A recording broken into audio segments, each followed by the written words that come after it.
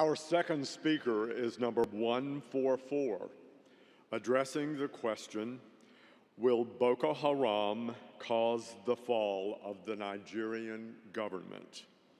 Number 144, addressing the question, will Boko Haram cause the fall of the Nigerian government?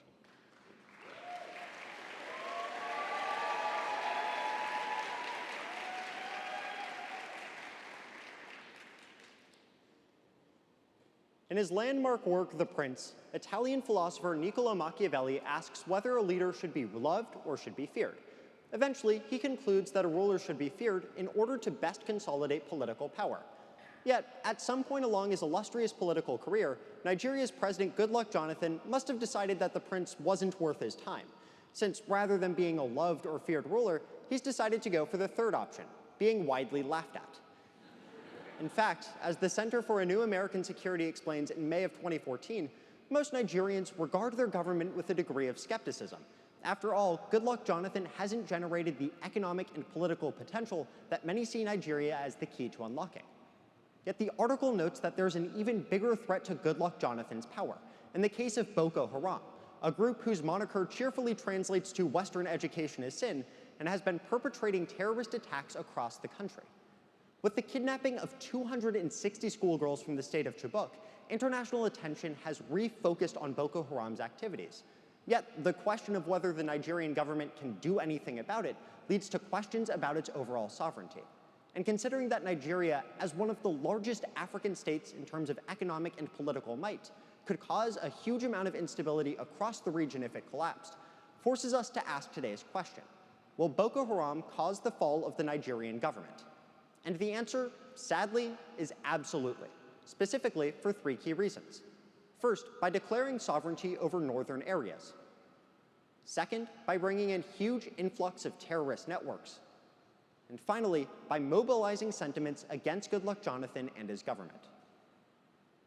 Now, the first reason why Boko Haram will cause the fall of the Nigerian government is that, first, it's establishing sovereignty over northern areas. And in order to properly understand this aspect of Nigeria's government, we need to look to a briefing from the International Institute of Strategic Studies, which in March of 2014 explained that there's a very deep divide in Nigeria's government between the south, which is made up of the Christian majority in government, and the north, which is made up of Muslims and doesn't have as much representation.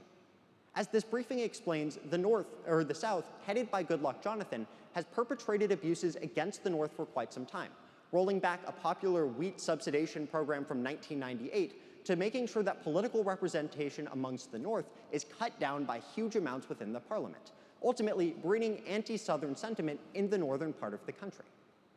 But this is where Boko Haram comes in, because Boko Haram, as a Muslim group that mostly operates within the north, has actually garnered popular sentiment among the people of northern Nigeria, making it very difficult for the Nigerian government to combat.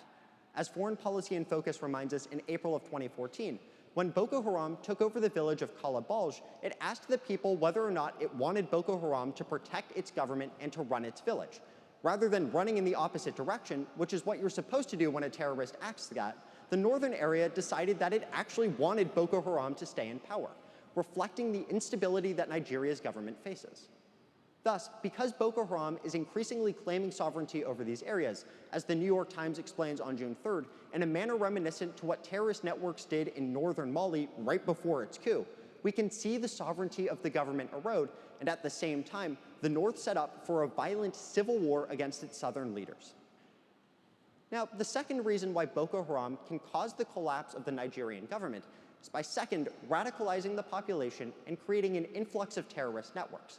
And this is especially important to understand in the context of politics. As Foreign Policy explains on March 8th, Boko Haram has been on a meet and greet with other terrorist organizations, attempting to recruit support for its activities in Nigeria. It found willing partners along members like Al-Qaeda's branch in Africa and Ansar al-Din, meaning that Boko Haram now has these popular terrorist supporters who fund it and give it meaning to its illicit activities. But not only does this help Boko Haram in terms of funding, it actually helps them radicalize larger parts of the population. As the Brookings Institution notes in May 4th, Al-Qaeda's tactics are to attack government infrastructure first and ask questions later, whereas Boko Haram was more meek in its attempts before the Al-Qaeda came into the country. Thus, al-Qaeda is perpetrating attacks against government-based infrastructure, bringing the sovereignty of the government directly into question. What's more, it's calling into question the ability of the population to actually support its government, with the Wall Street Journal noting on June 2nd that the Fulani tribesman population, a formerly very pacifist group within Nigeria, has recently been radicalized by both Boko Haram and al-Qaeda, leading to an assassination attempt made on a southern state governor, nearly 100 tribesmen attempted in the involvement, and ultimately creating further instability in Nigeria. Thus, because Boko Haram is able to both recruit these terrorist organizations, but also use their newfound knowledge and funding in order to attack government infrastructure more capably and radicalize other sentiments of the population, we can see that Boko Haram can cause the collapse of Nigeria's government. And yet, the final and possibly most important reason why Boko Haram can bring about the collapse of Nigeria's government is finally by mobilizing sentiment against the government of Nigeria. And as the Nigerian-based newspaper The Daily Star explains on May 6th, Goodluck Jonathan's government has been riddled with corruption since he entered office, most notably the oil corruption scandal in which 60 million United States dollars were taken from the government was recently reported to have no arrests associated with it, because Goodluck Jonathan had all of these people in his pocket. And yet the corruption against the government has led to a brewing of anti-governmental sentiment. And as Foreign Policy reminds us on March 9th, if Goodluck Jonathan wants to keep the Nigerian government in power, he has to convince the people that he's a legitimate governing authority. Unfortunately, with the rise of Boko Haram, this hasn't been the case at all. As Politico explains on May 13th, the fact that the government was incredibly slow to respond to the kidnapping of 260 schoolgirls and its lackadaisical response was criticized among international media, combined with the fact that the Nigerian army is so riddled with corruption and human rights abuses that the United States fails to give it the full bounty of its military assistance, shows just how problematic the government is. And as the London School of Economics concludes on April 6th, this could bring about the end of the Nigerian government, as popular protests are mounting in the southern state of Lagos against government-perceived abuses. So when we come back to today's question, will Boko Haram cause the fall of the Nigerian government? We see that the answer is absolutely for three key reasons. First, by establishing sovereignty in northern areas. Second, by radicalizing the population and bringing in terrorists. And finally, by mobilizing anti-government sentiment all across the country. So while Goodluck Jonathan may be laughed at right now, in the future he'll be despised among his people, who see him as an ineffective leader at the head of a corrupt, unstable government.